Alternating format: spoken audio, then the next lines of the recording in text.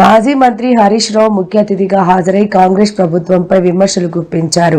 రాజకీయ కారణాలతో మేడిగడ్డ నీటిని నిలిపివేసి కాంగ్రెస్ ప్రభుత్వం రైతులకు అన్యాయం చేస్తోందని, కేసీఆర్ ప్రాజెక్టులపై సీఎం రేవంత్ రెడ్డి విమర్శలు చేయడం తగదని తెలిపారు.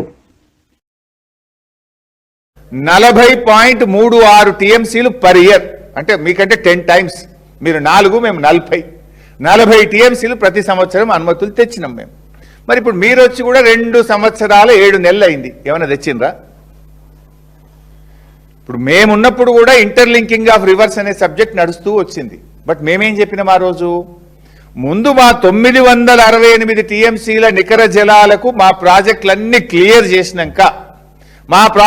క్లియర్ చేసినాకనే ఇంటర్లింకింగ్ ఆఫ్ రివర్స్ చేపట్టాలి అని స్పష్టంగా బీఆర్ఎస్ చెప్పింది.